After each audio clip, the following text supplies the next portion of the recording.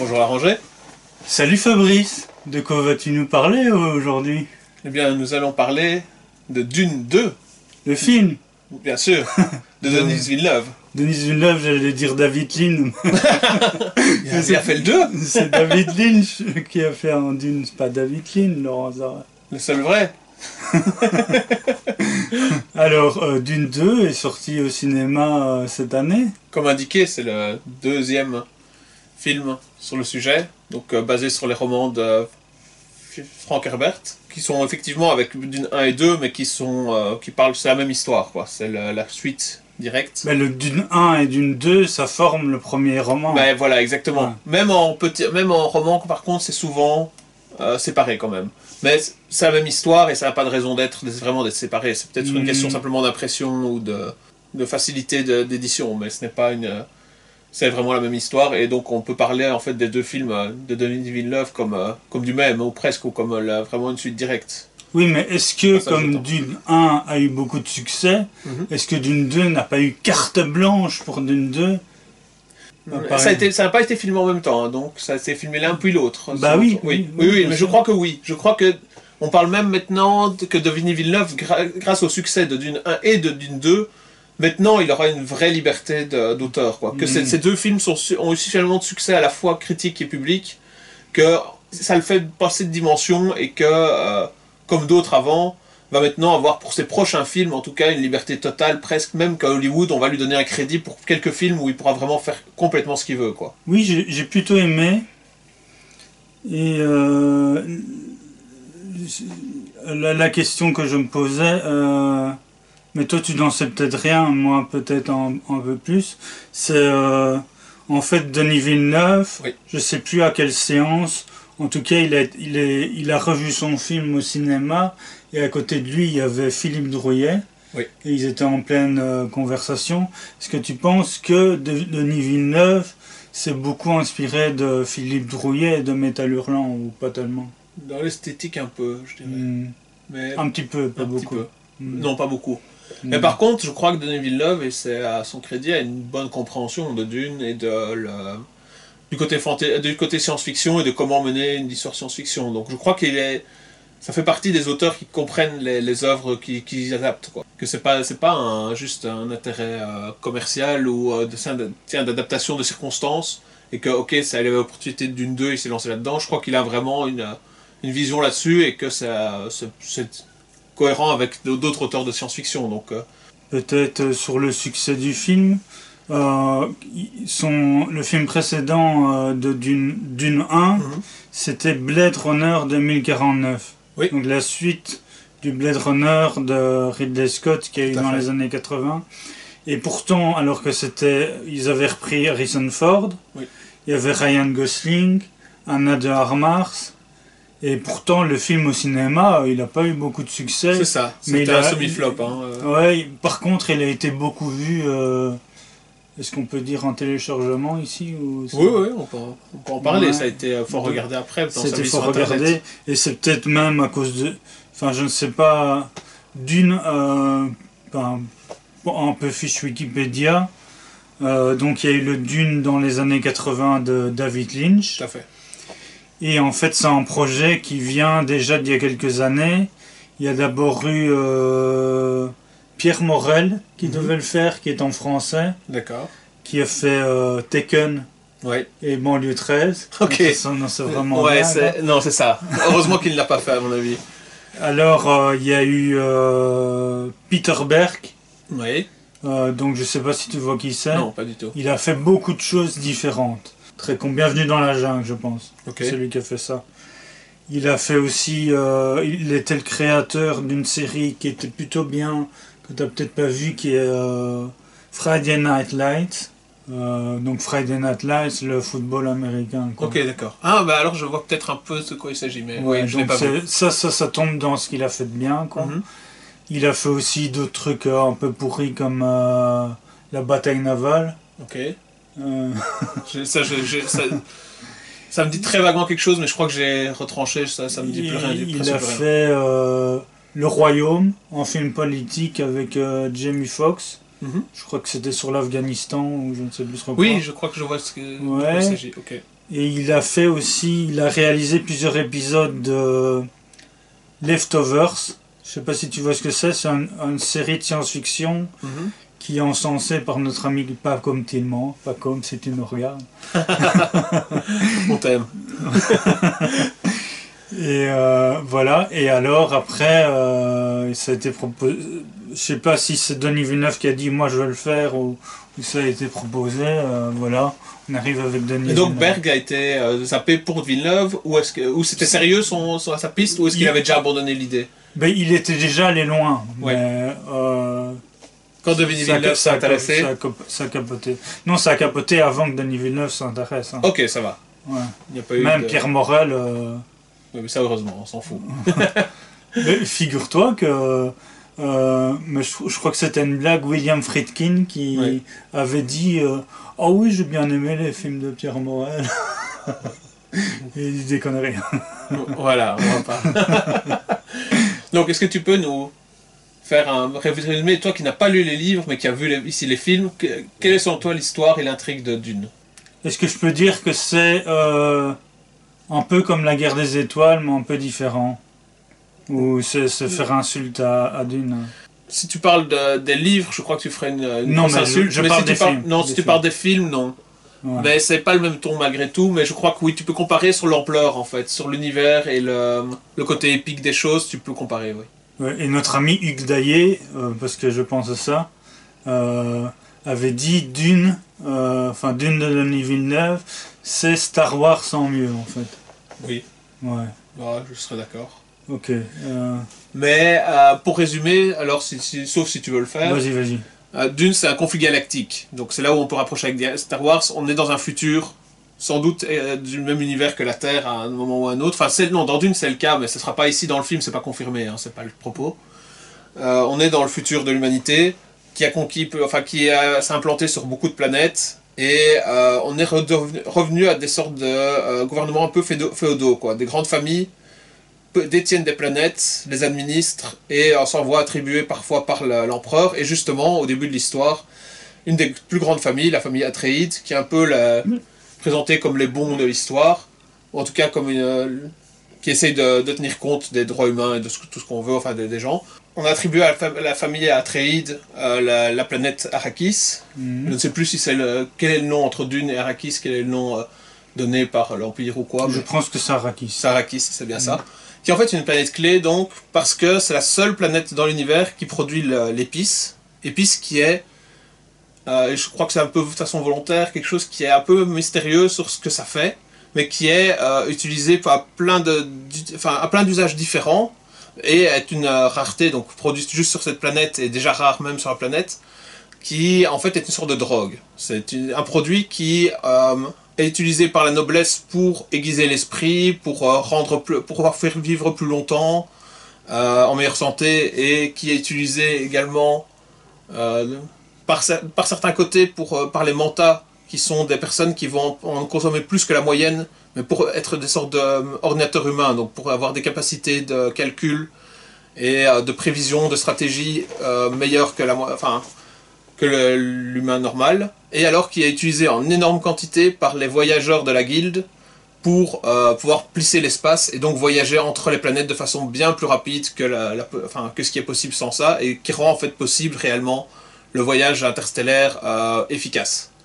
Donc c'est une ressource clé, pas absolument indispensable, mais dans le fonctionnement actuel de l'Empire indispensable, mais qui est vue à la fois comme une sorte de luxe pour les riches et d'outils stratégiques pour le bon fonctionnement de l'Empire.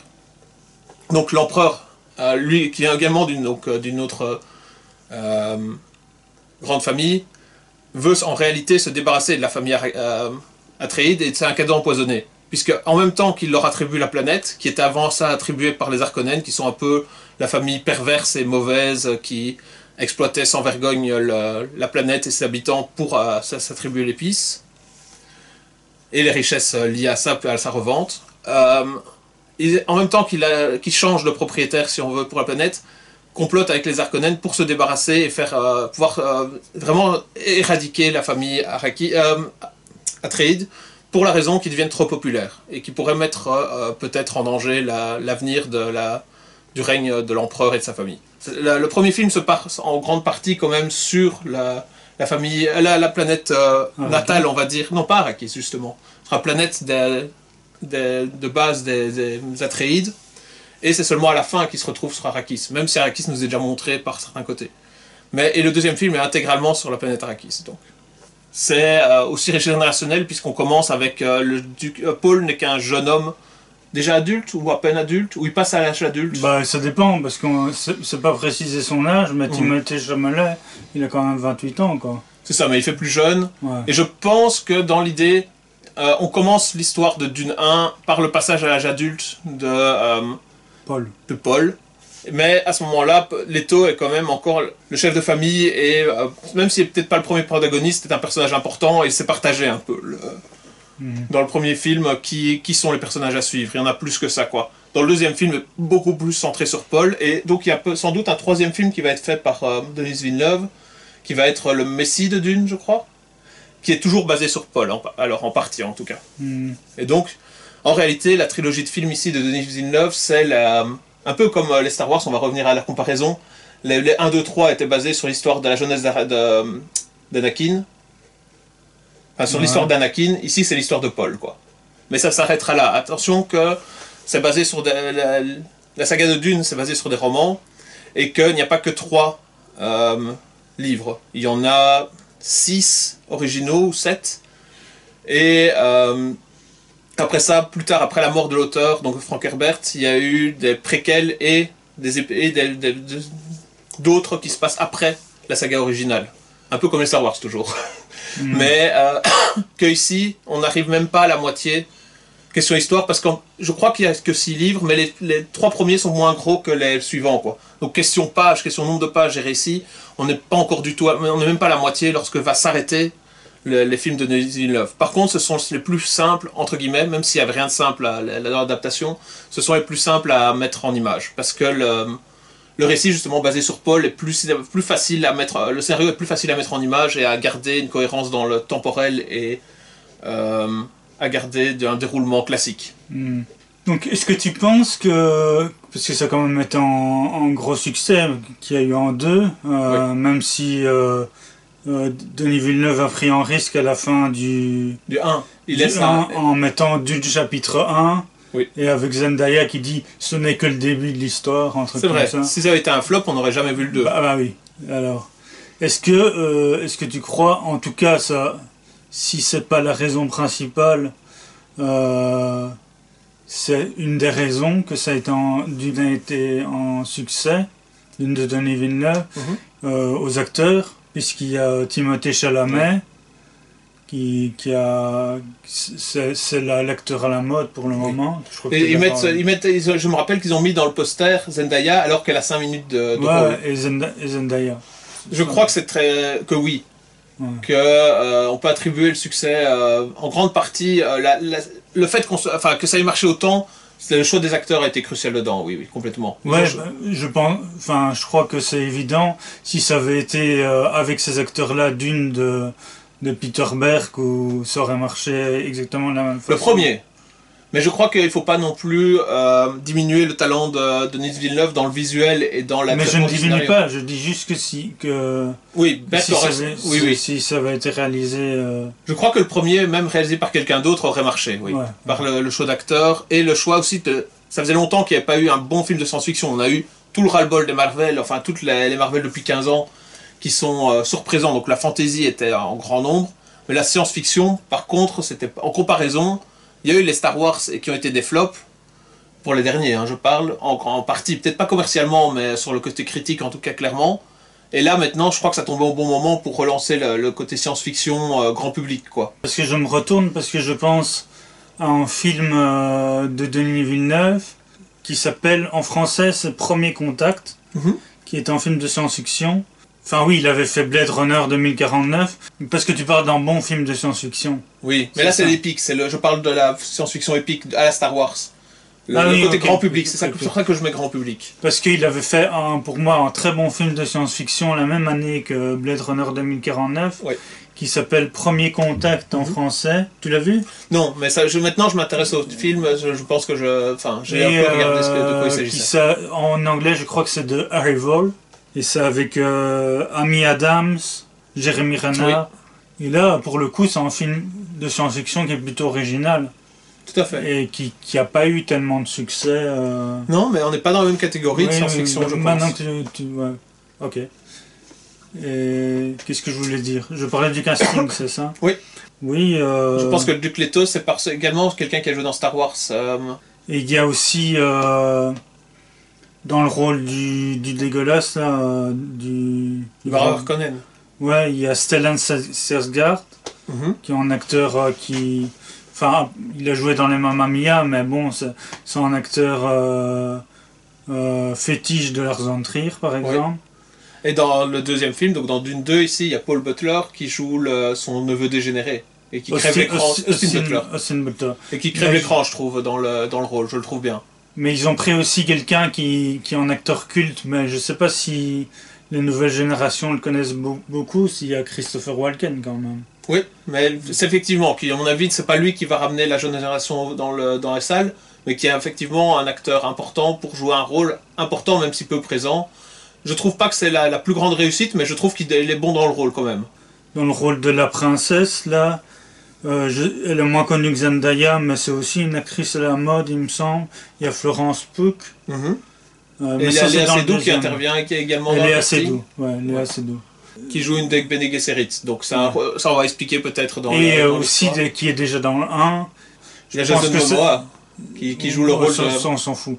moi, pas moi. Je crois que ça ramène des gens aussi, si on veut être dans le truc. Et qui joue un rôle qui ici n'est pas si important dans les deux films, mais il joue le rôle de Duncan Idaho, et qui est beaucoup plus important dans les romans. Oui, ce que je voulais dire, il y a une actrice culte aussi, mais qui doit rien dire à la nouvelle génération, et quand même Charlotte Rampling. C'est vrai. Ouais. Donc, qui, je trouve, joue très très bien dans le rôle ici aussi également, qui est pour un rôle relativement peu important en temps à l'image, qui donne un ton et qui est, je trouve, qui est parfaite dans le rôle qu'elle est censée incarner en tout cas. Dune, c'est pas juste une histoire de guerre galactique et de guerre entre maisons. Il y a quand même des thèmes qui sont bien plus grands que ça. C'est l'avenir de l'humanité, et entre ce qui est mis dans le film, et c'est pas un spoiler, c'est que toutes ces maisons sont en secret conseillées et en réalité manipulées par un ordre religieux et en réalité et aussi qui a des pouvoirs donc un peu surnaturels, qui est l'ordre du Bene Gesserit, uniquement féminin, qui conduit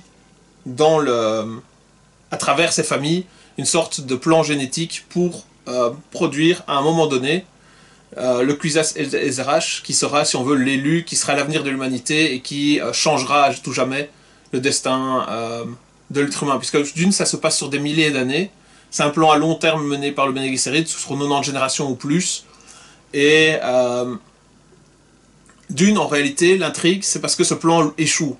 Il y a une anomalie qui se produit. C'est censé être l'élu de l'humanité est censé être une fille. Et ici, Paul va être l'anomalie, va naître et dans ce plan, alors qu'il n'était pas censé l'être.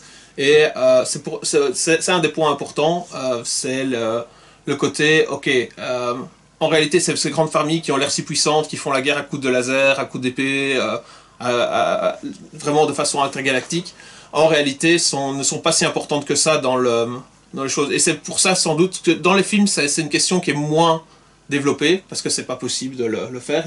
Mais dans les romans, c'est quelque chose de très très très important, puisque Dune n'a pas que les thèmes montrés dans le film, et c'est peut-être à la fois une des critiques que je pourrais donner au film, c'est que ce n'est pas complètement fidèle à l'histoire originale, mais pour contrebalancer ça, je crois pas que c'était possible de le faire en film à ce moment-là, et que le choix de Denis Villeneuve, ça a été de faire justement une sorte de Star Wars plus intelligent, et de faire ce qui était possible de faire comme intrigue, et de par contre les mener jusqu'au bout.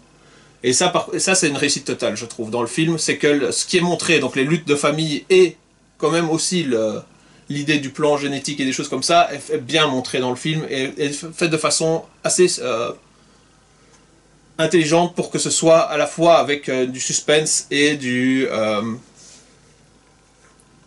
et qu'on puisse comprendre de quoi il est question, alors que c'est quand même très... Enfin, ça aurait pu être complètement loupé. Par exemple, ce qu'on peut reprocher à David Lynch, c'est d'avoir expliqué les enjeux, mais de façon barbante, et par moments aussi que c'est hyper confus, mais bon, pour de bonnes raisons, mais, enfin, pour des raisons qui sont indépendantes de sa volonté à lui, mais que son film est raté parce que la deuxième partie était vraiment confuse et bâclée, quoi. En comparaison, ici, ça a été étendu sur 2 films, ce qu'aurait également souhaité David Lynch, mais le rythme des films est bien. Donc le premier film est plus lent, le deuxième film est beaucoup plus basé sur l'action. Hein. Je conseille quand même le Dune de David Lynch parce que oui. ça vaut quand même le coup, quoi. Également, je trouve que ça reste, c'est abordé différemment et il y a forcément les réalisateurs sont très très différents. Mais pour dire que, enfin, tu considères que c'est raté. La deuxième partie du film. Ouais, mais normalement, c'était prévu en 2 films au départ. Oui, ce qu'on lui a refusé. Ouais. Et il a dû faire en 1 heure l'équivalent de son deuxième film. Ouais. Sur 3 heures de film, c'est ça? Je pense que c'est 2h30. Mais... Ouais. Il a dû faire des choix à l'édition qui étaient infaisables en fait. Et en plus, en sachant qu'il n'a pas eu le temps de pouvoir filmer toutes les scènes qu'il voulait pour faire un deuxième film forcément. Mais le film, je sais pas si on peut dire ça, que le film est un peu kitsch. Oui, tout à fait. Je crois que c'est sa principale qualité, oui. Ça date des années 80, hein. Mais il y a plusieurs films de science-fiction comme ça. Il y a eu Zardos, et moi ce que j'avais trouvé drôle, c'était donc Sting joue en des méchants. Bah, celui qui est joué par Austin Butler, il joue le neveu dégénéré du baron Harkonnen. Ouais, et ben il était en slip, ça, je sais pas, je trouve. Et il surjoue à fond, mais c'est mémorable. Moi je m'en souviens de ce film, je l'ai vu 2 fois je pense. Je trouve qu'il y a vraiment un charme à ce film. Et je dirais pas que c'est un film raté. Je trouve que c'est tragique pour David Lynch par rapport à ce qu'il est capable. Que sans doute la qualité a été très très très diminuée par les contraintes de film. Mais que malgré tout, le résultat final a un charme. Et que c'est... moi je fais partie de ceux qui aiment ce genre de film et qui trouvent que celui de Lynch a quand même ses qualités et qui mérite d'être vu même en dehors, même si on a déjà vu ceux de Denis Villeneuve. Parce qu'il y avait... ça je ne l'ai pas encore vu, mais pourtant ça m'intéresse. Parce qu'il y a un film, donc le Zardos, dont je te parlais. Donc c'est un film de science-fiction de John Boorman, celui qui a fait Excalibur notamment. Il y a beaucoup de gens qui disent que c'est un nanar. C'est celui avec Sean Connery. Je suis pas sûr. Et c'est avec Sean Connery qui est en slip. C'est ça. Donc, c'est mauve carrément, même pas juste en slip, en spandex avec des bretelles comme ça, enfin quelque chose de hyper kitsch quoi, encore plus que dans le... À mon avis, on a raté quelque chose de pas le voir. Oui, sans doute. Ouais. Mais pour revenir ici, quel que serait par rapport... on a parlé du film de Lynch, mais ici quelles sont les qualités à ton avis du film de Villeneuve, enfin, ou des 2 films de Villeneuve? Mais je dirais que c'est fait avec beaucoup de sérieux quoi. Déjà. Oui. Moi je dirais que la principale qualité c'est que Denis Villeneuve a un univers visuel marqué et que le visuel dans Dune 1 et 2, mais dans le 2 encore peut-être plus, est vraiment impressionnant et bluffant. Il est capable de faire des visuels de paysages, de planètes, de vaisseaux, de vraiment tous les plans et même simplement ça se passe aussi dans le désert et dans des petits endroits de grottes et de choses comme ça. Tout est réussi au niveau visuel, je trouve. Il est beaucoup dans le noir-blanc, dans le gris, et des choses comme ça. Donc dans le côté pas si coloré que ça, mais par contre c'est beau, quoi. Son film est splendide, je trouve, sur beaucoup d'aspects. Est-ce que, tu parlais du visuel, Denis Villeneuve, il est considéré un peu comme un Christopher Nolan bis. Est-ce que tu serais d'accord avec ça ou pas du tout? Je dirais que c'est pas pareil. Je dirais que oui, je vois la comparaison. Mais que Nolan, c'est plus des choix de scénario et des choix de... Comme on parle du visuel. Là. Oui, mais même dans le visuel, que c'est lié au scénario et que Christopher Nolan est dans l'inventivité plus que dans Denis Villeneuve, peut-être. Que Nolan a un côté justement plus vivant, quoi, plus dans la dynamique, j'ai l'impression. Que ses forces de visuel, c'est plus dans le côté dynamique des choses. Tu sais voir des films différents de leur part, selon le scénario, les choses, tu ne sauras pas avoir d'identité propre. Tandis qu'ici, c'est le cas, je pense. Donc oui, là-dessus, je serais assez d'accord, en fait. Et on parlait un peu... Enfin, tu n'as pas dit le mot que je veux dire, mais de dire que Denis Villeneuve, c'était un peu plat. Mais est-ce que tu ne penses pas que... Mais sans doute que l'adaptation n'aurait pas été aussi fidèle, Mais je sais pas, en réalisateur un peu plus fou, ça t'aurait pas intéressé? Il y a eu une adaptation qui a jamais été faite de Jodorowsky, Oui.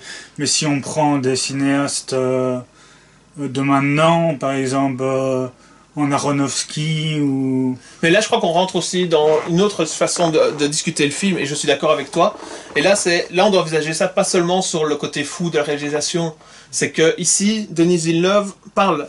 Un des thèmes principaux de Dune, c'est la spiritualité et le fait d'utiliser la religion ou d'invoquer la religion pour avoir des partisans. Et quelle est la force face à dans la résistance. Comment est-ce qu'on résiste face à un empire hyper puissant ou des choses comme ça. Le rôle de la religion, de la spiritualité et tout ça. Denis Villeneuve le traite très bien dans le côté histoire, le côté scénario est bien fait. Mais par contre, je suis d'accord avec toi, c'est quelqu'un de plat dans cette façon-là. Il n'y a rien de le côté mystique de Dune a presque disparu dans les films de Villeneuve. Oui, alors je veux des remarques par rapport à ce que tu disais. Première, si ça avait été, disons, un Aronofsky, est-ce que tu ne penses pas que le film aurait eu moins de succès? Si le côté mystique... J'ai vu dernièrement Mother, qui a été très critiqué aux États-Unis. C'est qu'il y a une interprétation de la Bible par un peu, ou de la mise en œuvre du côté religieux dans un film qui n'a rien à voir, enfin, pas analogique, comment est-ce qu'on parle? Tu vois, c'est mis par un couple qui représente la terre, la religion et tout, juste comme ça. Enfin, c'est du figuratif, quoi. Donc, Aronofsky a déjà fait ça et ça a un peu floppé, quoi, sur le truc. Mais aussi parce que tu touches au cœur de la religion chrétienne, quoi. Et donc, c'est un peu tabou, quoi, aux États-Unis. Donc, ça m'étonne pas que ça ait loupé. Mais oui, je crois qu'Aronofsky aurait pu faire peut-être un film encore plus ambitieux et réussi dans le côté mystique que Villeneuve. Mais je sais pas si ça aurait donné un meilleur film. Enfin, je cite Aronofsky, mais je pense pas... Il y en a sans doute d'autres qui auraient fait quelque chose de différent, comme tu disais. Mais chaque fois qu'Aronofsky a voulu faire un blockbuster, ça n'a pas marché. Hein. Tout à fait. Il a voulu faire Batman, on a refusé son scénario. Il a voulu faire Robocop, même chose. Ouais. Pour moi, je trouve que c'est dommage, parce que c'est quelqu'un qui a vraiment beaucoup apporté dans ses films. Même, comme je disais, Mother qui a échoué, moi je le trouve intéressant et bien réalisé, donc je le trouve bien. Et puis son dernier était... Enfin, j'ai moyennement aimé, mais c'est intéressant aussi, avec cet acteur qui avait joué dans La Momie. C'est un film à très peu, qui a pas coûté beaucoup, quoi. Non, qui est aussi presque un huis clos aussi, enfin qui est très spécifique, quoi. Je crois même que c'est d'après une pièce de théâtre, si je ne m'amuse. Ouais. Et tu as des informations sur la série de Bene Gesserit? Non. Donc pour toi, tu crois que la série ne va pas nécessairement être un succès, quoi? Si, je crois que, au moins au début, vu le succès des films, je crois que la première saison, c'est garanti. Non, mais vu la réussite des films, malgré tout, je crois que la première saison sera très regardée. Et qu'il suffit que, toi, un peu comme Game of Thrones, ici avec la série, je trouve qu'il y a une réussite aussi, La Maison des Dragons. Les Star Wars, c'est parce que les films ont raté d'abord, que les séries sont une fois sur deux, voire plus qu'une fois sur deux, des flops aussi, quoi. Parce que, simplement, le matériau de base et l'enthousiasme pour cette série est retombé. Donc ici, je pense qu'avec le succès des films, je pense que la première saison, au minimum, de Bene Gesserit sera un succès. Toi, pareil que Amazon a vu trop grand avec la guerre de l'anneau. Enfin, non, pas c'est avec le Seigneur des Anneaux. Oui, la suite du Seigneur des Anneaux, les Anneaux de pouvoir. Même si ils ont mis trop d'argent là-dedans et tout ça, elle a été regardée, cette série. Si l'univers est respecté, si le scénario est intelligent, parce que je pense que ça ne demandera pas juste une adaptation dans le Bene Gesserit. Ici, les films, la façon dont a pris Villeneuve, l'adaptation pure, comme il l'a fait, est une réussite et c'est adapté. Pour un truc aussi spécifique que les Bene Gesserit, ça demandera plus que ça. Il faudra vraiment que le réalisateur soit très doué pour que ça marche, quoi. Parce que sinon, le thème est trop plat, je pense. Ou alors, ils devront rentrer dans le graveleux, quoi. Puisque je sais pas si tu as remarqué dans les films, le Bene Gesserit utilise l'utilisation, enfin manipule beaucoup les hommes par le sexe. Si tu fais une série Bene Gesserit, si tu es un peu dans le graveleux et dans le côté un peu coucherie, ça peut ramener des gens aussi, quoi, mais ça te plairait, quoi, sans doute. Ça dépend avec qui. Voilà. Mais donc on peut être moins scénarisé, mais être plus dans la coucherie, et que ça marche aussi, mais je doute en fait qu'à Hollywood ils se lancent là-dedans. Bon, dans les séries, il y a quand même des trucs assez... même sur Netflix, ça j'ai pas vu, mais Par exemple, là, il y a eu une série sur la vie de Rocco Siffredi, Ouais. et même Game of Thrones, comme tu disais tout à l'heure. Mhm. La première saison, il y a quand même beaucoup de coucheries. Ouais. Une autre série que j'ai pas vue, il y a Outlander, Mhm. ou des séries plus vieilles comme The Tudors, qui a quand même eu du Oui, succès. c'est juste, Il y c'est avait vrai. beaucoup. Ou Donc Rome, ou des choses comme ça, oui. je pense que une série Peu. peut Contenir, mettre l'accent là-dessus, Mhm. qu'en film, ça serait plus discuté, enfin, moins mal vu, plus mal vu que dans une série, quoi. Ouais. Hmm. Par contre, pour revenir au film, moi j'ai l'impression que tu n'as pas tant apprécié que ça, donc Dune 2. Toi, c'est pas tant, ça fait pas partie de tes films, des films mythiques ou quoi que ce soit, quoi. C'est pour toi qui est moins peut-être fan de science-fiction.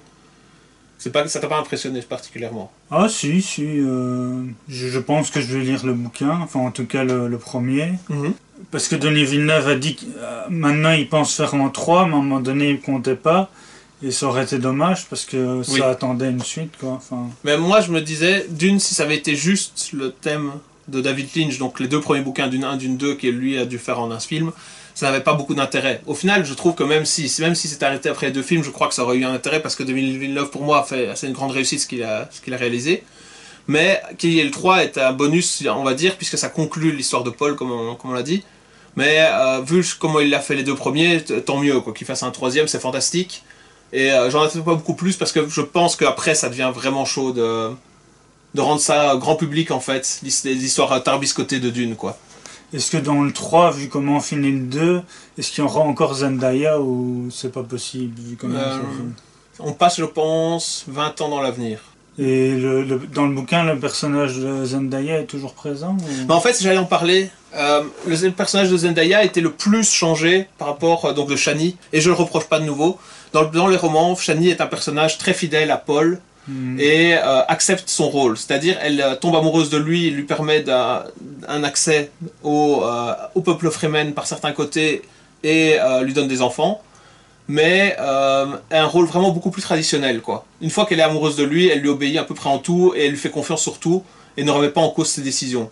C'est exactement l'inverse dans le film où Zendaya est à la fois amoureuse de lui, mais aussi en opposition avec beaucoup de ses choix ou en doute, et lui rappelle constamment qu'il est un étranger sur la planète, et aussi qu'elle ne le laissera pas être un chef presque déifié par les autres, parce que c'est trop dangereux, et qui est contre ça, contre l'utilisation de son propre peuple par un étranger, et qui, même si elle l'aime, s'oppose beaucoup à lui.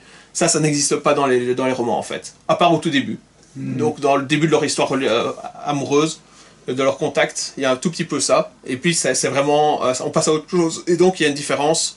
Pour la fin, bon, je vais pas rentrer dedans parce que c'est du spoil, mais la fin d'une 2 laisse une fin beaucoup plus ouverte par rapport au personnage, et donne un futur possible, et je crois qu'elle interviendra, mais alors à ce moment-là, il devra aussi changer le scénario de Dune, pour arriver à lui donner un rôle, quoi. Parce que normalement, elle n'a plus beaucoup de place dans l'histoire. À part un rôle de mère et Mais dans le sage, je crois que c'est pas trop spoilé.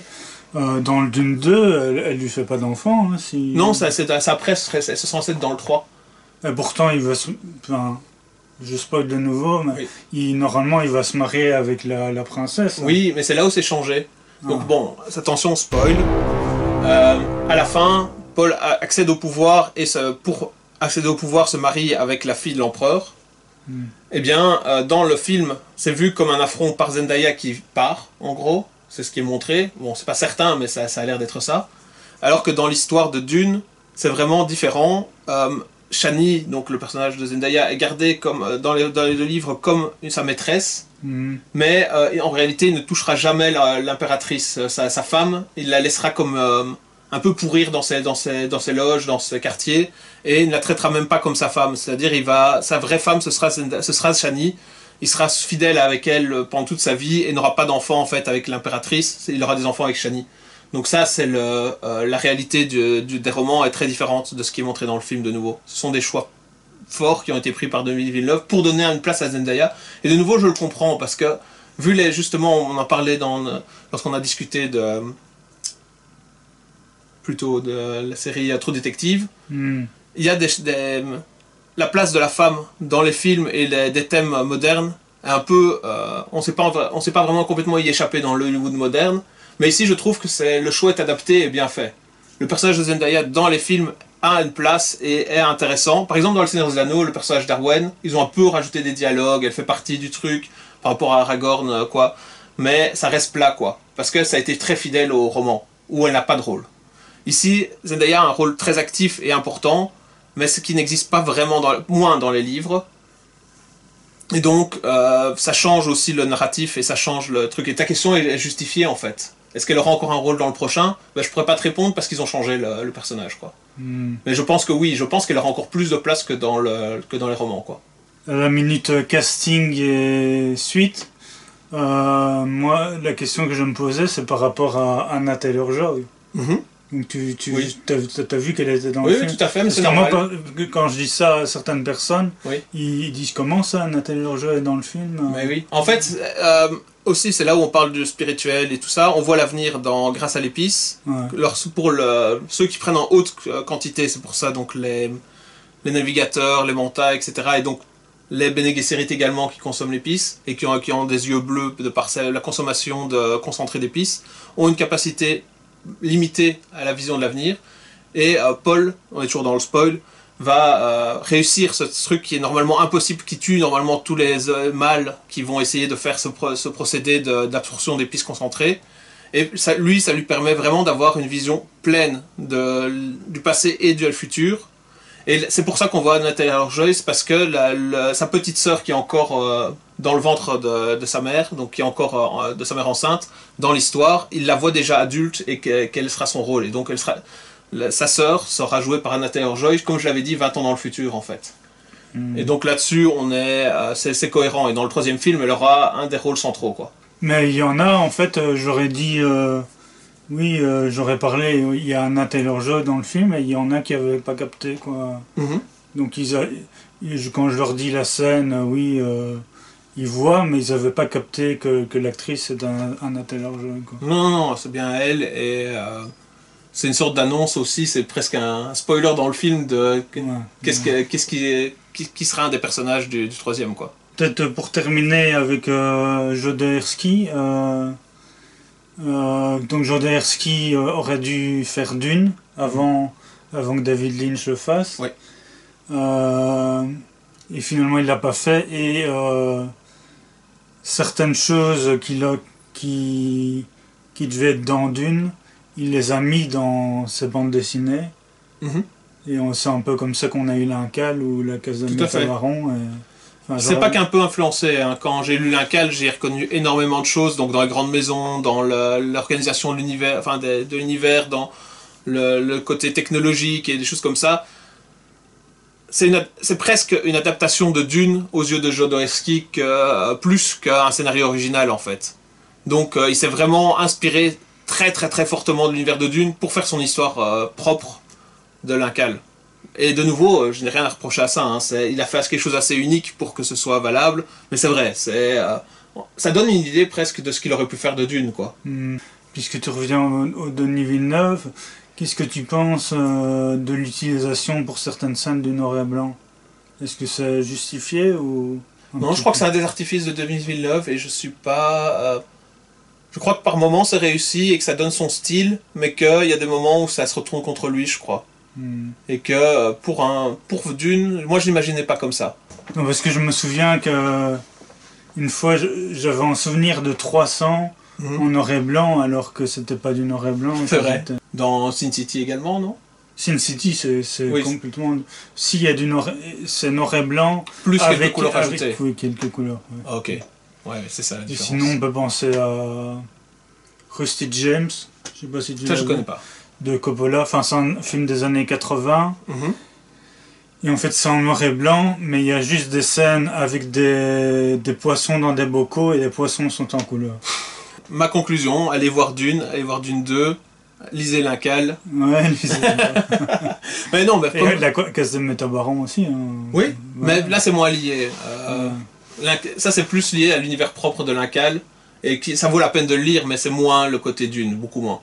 Donc si vous voulez voir en fait ce que serait une autre interprétation de Dune, lisez l'Incal.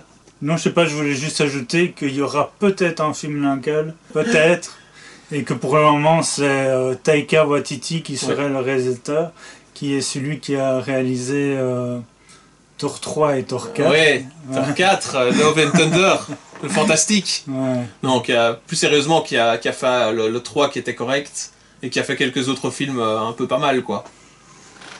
Toi, tu n'y crois pas, hein, à Taika Waititi comme... J'y croyais, mais maintenant... Toi, t'es fort déçu, le Thor 4. Même je sais pas, il a refait une comédie en disant... ça. Je sais plus, il avait dit... je sais plus pour quel film, si c'est Thor 4 ou cette comédie-là, il faut que je nourrisse mes enfants. Oui. Donc ça m'a un peu refroidi. Je pense que c'est peut-être plus pour Thor 4 à mon avis, mais c'est possible. Mais moi j'y crois encore. Je crois que son talent n'a pas été disparu parce qu'il a pris des productions alimentaires comme Thor 4 ou cette comédie-là. Moi je crois qu'il en est capable.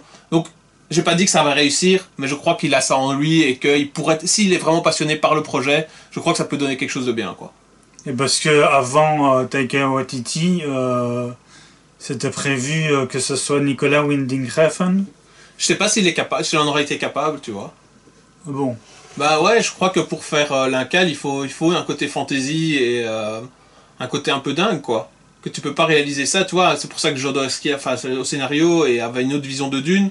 Je crois pas que tu peux le faire de façon trop sérieuse, l'Incal, quoi. Ah, ouais. Donc Taika Waititi, pour ça, correspond mieux, à mon avis. Donc lisez des BD, voilà, moi j'ai plus rien à dire. Pour Dune, lisez les livres, quoi. Si vous voulez voir si vous voulez voir encore mieux que les films, lisez les livres. Mais bon, de nouveau, chacun son opinion. Il y a des gens qui vont se dire que c'est un verbiage chiant, mais moi je trouve que c'est l'inverse. Je trouve que les films de Denis Villeneuve sont moins riches que les livres, même si ce sont des grandes réussites. Mais est-ce que tu dirais que certains disent que ces films révolutionnent de nouveau le cinéma ou elles changent la donne, quoi, pour le futur des films fantasy, science-fiction ou quoi? En tout cas, si tu parlais de révolutionnaire, je pense que non. Non. Mais là, ça me donne une anecdote. Tu sais que Roger Corman est mort. Oui. Donc tu vois qui c'est ou... Pas trop. Mais bon, en fait, il a découvert plusieurs talents. Il a découvert Coppola, Scorsese, Ok. Jack Nicholson. Ouais, Robert mais alors je De Niro. vois un peu, ouais. Ouais, bon. Et lui, il faisait des films à petit budget. Mhm. Et même des films de science-fiction. Ok. Et quand il y a eu Star Wars? Star Wars, le premier Star Wars, lui a pensé que ça révolutionnait complètement l'industrie du cinéma. Ah oui, Et- que ça deviendrait la norme un peu. Ouais, et que les films qui faisaient de science-fiction à petit budget, Mhm. ça n'existerait plus. Mhm. Donc je pense que Star Wars a vraiment révolutionné le cinéma, mais Oui. les Dunes, je ne pense pas. Quoi. Non, moi non plus en fait. Mm. Mais j'ai vu quand même le thème mis. Par contre, ce que ça peut faire, c'est que ça redonnera peut-être du crédit au prochain qui voudra faire de l'épique science-fiction ou fantasy, quoi. Après l'épuisement des Marvel ou des choses comme ça, ça montre quand même qu'il y a moyen, en fait. Si le réalisateur est suffisamment bon, de continuer à interpréter, il en reste des tonnes, hein, des sagas fantasy et des sagas de science-fiction, il n'y a pas que ça. Bon, des dunes peut-être pas, qu'il y en a des tonnes, quoi. Ça fait partie des sommets de la science-fiction. Mais des Star Wars ou des trucs équivalents, des scénarios de ce genre-là, il peut encore y en avoir, il y en aura encore, quoi. Mais il y aura encore des Star Wars. Hein. Il y a des projets qui sont... Arrête de parler de malheur.